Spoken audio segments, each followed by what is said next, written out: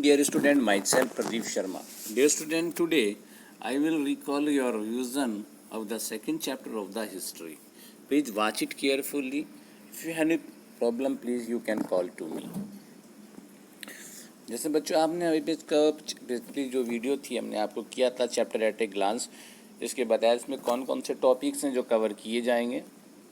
Chapter आपका पहले ही हो चुका है, तो इसमें टॉपिक्स हमने आपको पहले बता दिए। यूरोपियन ट्रेडिंग कंपनीज़ के बारे में बात करेंगे कि कितनी यूरोपियन ट्रेडिंग कंपनीज़ जो यहाँ पर व्यापारिक कंपनीज आई हैं वो किस प्रकार से आई हैं, किस प्रकार से उन्होंने अपनी ट्रेड यानी कि व्यापार के साथ साथ उन्होंने किस प्रकार से टेरिटरी को, भारत की जो टेरिटरीज़ थी उसको एक्वायर किया, अपने कब्ज़े में लिया, पॉलिटिकली उन्होंने एंटर की।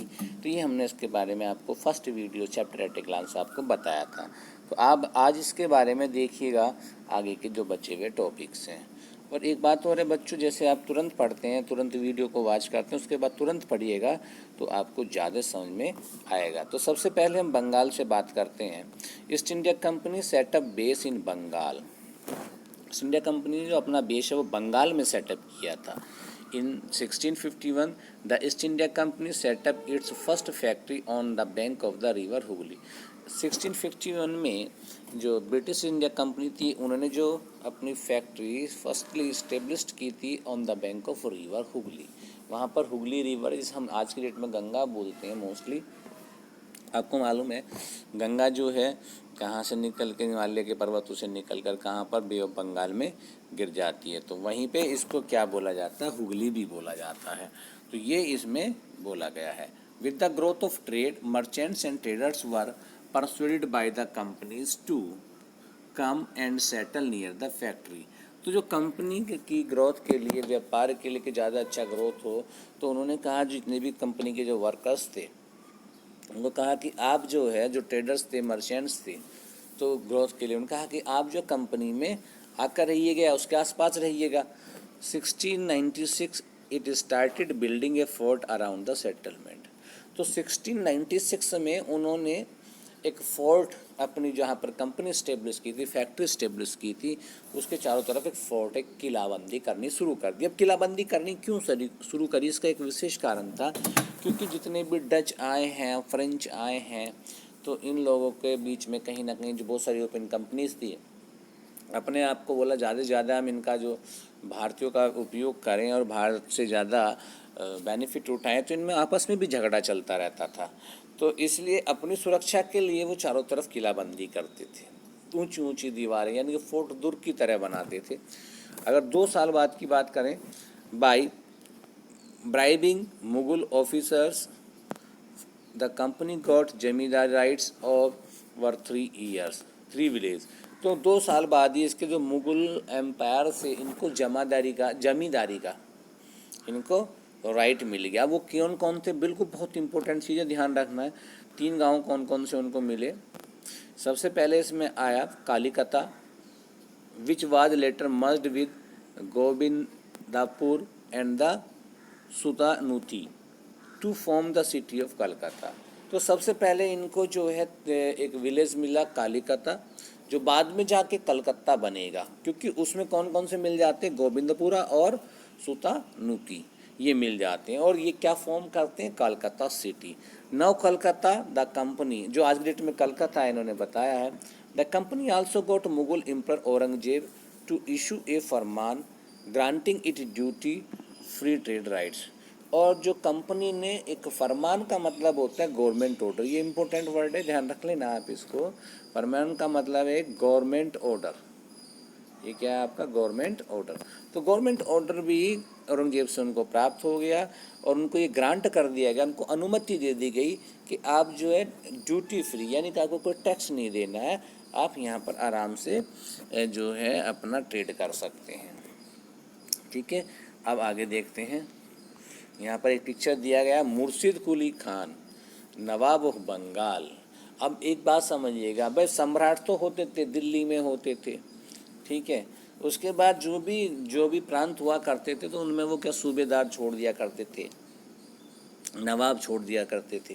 तो यहाँ पर उसी का एक फ़ोटो दिया गया है, मुर्शिद कुली खान। आप देख सकते हैं कितना शानदार फ़ोटो दिया गया है, आप देखिए।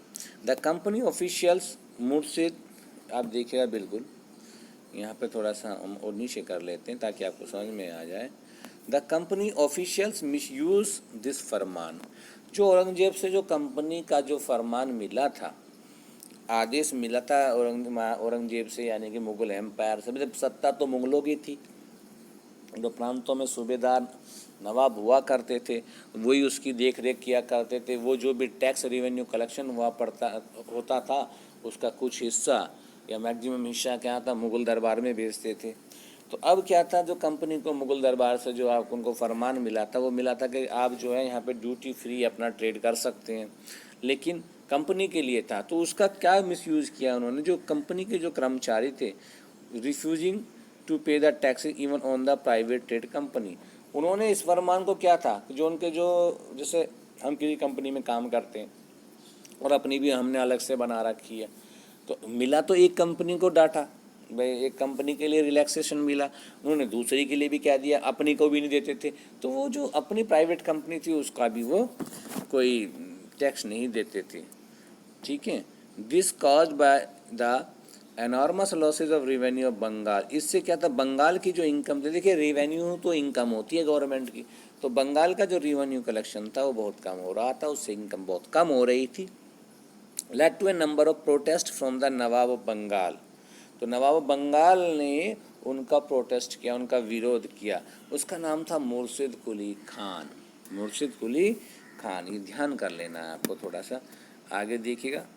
बिल्कुल, अब देखते हैं कंपनी ने किस प्रकार से how trade become the cause of battle. अब कंपनी पहले जब हमने कहा था एज ए ट्रेडर काम कर रही थी, तो ये ट्रेडर करते करते कैसे एक जो है शासकीय कंपनी कैसे बन गई, किस प्रकार से इन्होंने भारत पर शासन कर लिया। ठीक है, ये जो किस प्रकार से उनका ये जो इशू है वो बैटल में, यानी कि लड़ाई में, युद्ध में तब्दील हो गया। आप इसको बिल्कुल गौर से सुनेंगे आगे। After the death of Aurangzeb the nawab of Bengal, थोड़ा सा ध्यान दे लेंगे, नवाब ऑफ बंगाल। ठीक है, जैसे ही औरंगजेब की डेथ हुई तो उसके बाद में आपको एक और बता देता हूँ, 1707 में औरंगजेब की जो मृत्यु हुई थी वो आपको 1707 में हुई थी। इसको नोट कर सकते हैं। 1707 में औरंगजेब की मृत्यु हुई थी, और औरंगजेब की मृत्यु के बाद ही मुगल एम्पायर का डिक्लाइन होना शुरू हो गया था, यानी कि उसका पतन शुरू हो गया था, क्योंकि औरंगजेब के बाद कोई भी ऐसा मुगल बादशाह नहीं था जो ताकतवर था, इतने बड़े साम्राज्य को संभाल सकता था। जो उनके राज्य में बड़ी सीमाएं थी, भाई लेकर आपका नॉर्थ से साउथ और ईस्ट टू वेस्ट तक जितना भी फैला हुआ था, काफ़ी बड़ा साम्राज्य था। तो वो एक प्रकार बांध के रखना एक शक्तिशाली शासक या सम्राट के हाथ की बात थी, तो वो ऐसा कोई शासक नहीं हुआ। तो इस समय में क्या, जो छोटे छोटे प्रांत थे जहाँ के नवाब हुआ करते थे, तो उन लोगों ने क्या अपने आप को स्वतंत्र घोषित कर दिया। इसमें दिया गया, after the death of Aurangzeb the nawab of Bengal began to asset themselves the successor of मुर्शिद कुली खान वर अली वर्दी खान एंड सिराजुद्दौला। अच्छा, तो उन्होंने अपने आप को असर्ट यानी एक प्रकार से अपने आप को स्वतंत्र घोषित कर दिया था, यानी कि वो थे तो मुगलों के बाद में, लेकिन वो नाम मात्र के थे। तो मुर्शिद कुली खान का जो था सक्सेसर अली वर्दी खान और सिराजुद्दौला था, दोनों के दोनों स्ट्रॉन्ग रूलर थे, यहाँ दिया गया है। And refuse to grant concession of the company, और दोनों ने जो कंपनी को जो कंसेशन दिया गया था, छूट दी गई थी, बोला उसके लिए मना कर दिया, बोला हम कोई कंपनी को छूट नहीं देंगे। They demanded large tributes the return for giving the company a right to trade. उन्होंने कहा अगर कंपनी को कुछ चाहिए, राइट चाहिए कंपनी को व्यापार करना, तो उन्हें टैक्स देना पड़ेगा, अच्छे भले से, जो पहले भी टैक्स नहीं दिया वो भी देना पड़ेगा और अब भी देना पड़ेगा। They also did not give the company the right to mint coins and, इसमें दिया है stopped it from extending the fortification. उन्होंने कंपनी के जो कॉइन्स बनाती थी, टकसाल भी लगाया उन्होंने अपनी कंपनी अपनी चलाने के लिए वो। और दूसरा क्या है, जो फोर्टिफिकेशन कर रहे थे, जो चारों तरफ से किलाबंदी कर रही है, इंडस्ट्रीज लगी हुई है, इसके चारों तरफ से जो फोर्टिफिकेशन कर रहे थे, किलाबंदी जो कर रहे थे, उसको भी कहा कि नहीं आप किलाबंदी नहीं करेंगे। एक किला बन जाएगा तो पहले किले तो हुआ करके, किले को फिर कैसे तोड़ेंगे, तो आप तो सुरक्षित हो जाएंगे।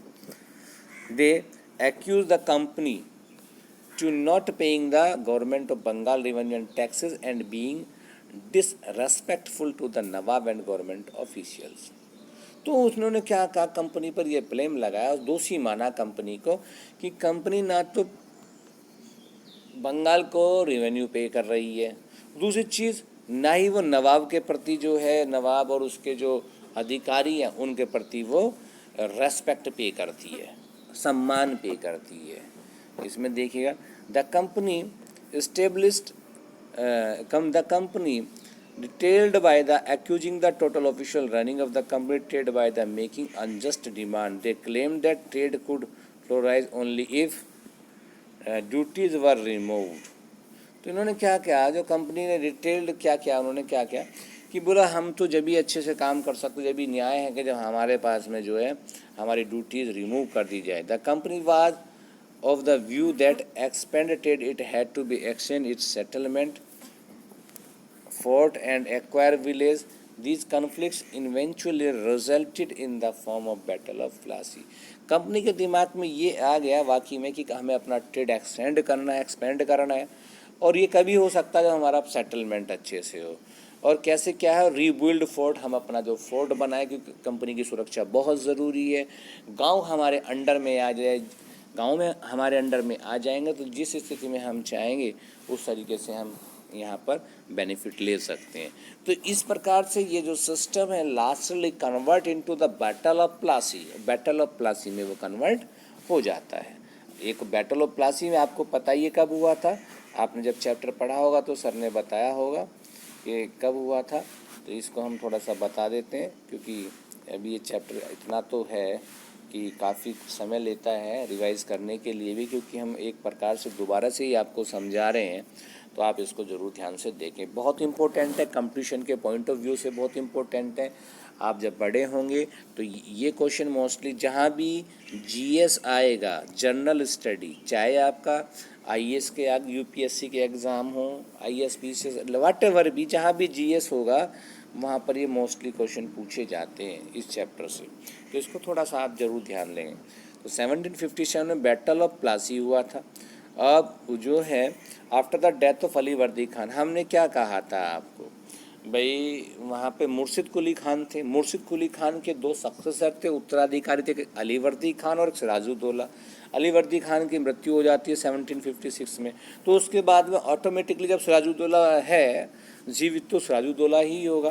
तो Sirajuddaula was crown the nawab of Bengal, उनको नवाब ऑफ बंगाल बनाया गया। The company tried to help one of Sirajuddaula rival to become the nawab. Company ने क्या करा भाई, ये दोनों तो भाई आपका अली वर्दी खान हुआ या सिराजुद्दौला हुआ या मुर्शिद कुली खान हुआ, तो ये पक्ष में नहीं थे कंपनी को फ्री ट्रेड के। तो कंपनी ने क्या कोशिश करी कि इसकी जगह नवाब किसी और को बना दिया जाए। तो कंपनी ने उसके दुश्मन जो क्या नाम था उसका, अभी आगे देखते हैं, मीर जाफ़र होगा, इसमें क्या होगा, मीर जाफ़र से को उसको नवाब बनाने की कोशिश की, क्योंकि उसको नवाब इन्होंने इसलिए बनाने की कोशिश की कि भाई ये जब नवाब बनेगा तो हमारे हाथ की कठपुतली रहेगा। यहाँ पे दिया गया पुपेट, ठीक है, और जैसा हम चाहेंगे वैसे हमें मिलेगा, ट्रेड में कंसेशन मिलेगा हमको, ठीक है, और बहुत सारे हमें राइट मिल सकते हैं। दिस एंगर्ड सिराजुद्दौला, जब सिराजुद्दौला को ये पता चला तो उससे क्या सिराजुद्दौला नाराज हो गया।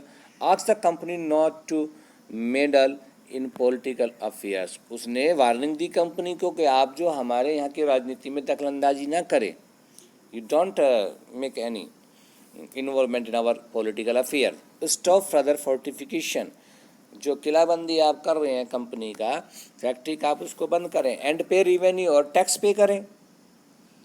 भाई ये जो नेगोशिएशन हुआ कंपनी के बीच में, नवाब के बीच में जो बातचीत हुई वो फेल हो गई। भाई कंपनी ने इनकी नवाब की बात सारी नेगलेक्ट कर दी। तो अब लास्ट में क्या होता है, जब the nawab marched with 30,000 soldier and captured the factory of Kasim Bazar, इसे कासिम बाजार भी बोलते हैं, situated within a few kilometres of Murshidabad. इसमें लिखा कि जो नवाब सिराजुद्दौला 30,000 अपने सैनिकों के साथ में, उसने जो कासिम बाजार में जो फैक्ट्री थी उनकी, जहाँ पर मैन्युफैक्चर्ड होता था, उसको अपने कब्जे में ले लिया, जो कहाँ स्थित थी, मुर्शिदाबाद के कुछ किलोमीटर, मुर्शिदाबाद से कुछ दूरी पर थी। ही इम्प्रिजेंट कंपनीज ऑफिशियल, उसने कंपनी के कर्मचारियों को जेल में डाल दिया। लॉक द वेयर हाउस, जो उनके गोदाम थे उनको सबको उन्होंने लॉक कर दिया। एंड ब्लॉक्ड इंग्लिश शिप, और जो अंग्रेजों को जो शिप थे उनको वहाँ आने से रोक दिया।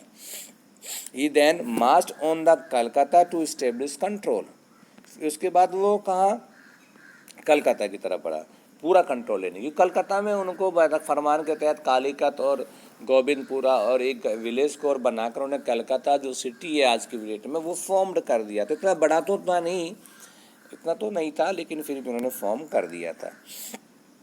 ठीक है। In response the company official in Madras, अब जब ये देखा तो जो मद्रास का मैंने कहा ना कई प्रेसिडेंसी थी, कलकत्ता था, मद्रास था, ठीक है, और आपका बॉम्बे, जो ब्रिटिश काल की जो प्रेसिडेंसी जो प्रांत रहे हैं उनके बारे में, तो वहाँ पर जो रॉबर्ट क्लाइव जो था उसने कमांड कर रहा था फोर्स को, उसने कमांड किया और यहाँ के लिए भेज दिया। कहाँ के लिए, बंगाल के लिए।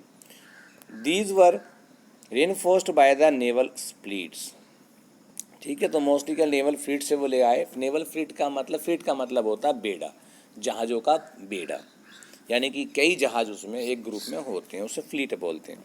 After the negotiation failed in 1757, 1757 में जो बातचीत फेल हो गई, company first led by the Robert Clive waged battle against Sirajuddaula army Mir Jafar. हमने कहा था अभी मीर जाफर आएगा, तो कंपनी में जो था रॉबर्ट क्लाइव, डिसाइड हो गया कि अब बैटल होगा, तो उसने मीर जाफर जो राजूदौले की कंपनी का एक सेनापति, मतलब उसकी जो एक सेनापति था, जब युद्ध हुआ तो मीर जाफर जो है क्लाइव की जाके तरफ मिल गया। जब उसके सैनिक उसकी तरफ जाके मिल गए, मीर जाफर सैनिक था, मतलब क्या बोलते हैं सेनापति था, तो इससे क्या राजूदौला की हार हो जाती है और कंपनी की विजय हो जाती है। थोड़ा सा ध्यान देंगे, ये बहुत इंपॉर्टेंट है। The battle of Plassey took place at Plassey, Bengal में है। ऑन द बैंक ऑफ, ये देखिएगा बहुत इम्पोर्टेंट है, बहुत बहुत ज़्यादा महत्वपूर्ण है। The battle of Plassey took place at Plassey, जो बंगाल में है।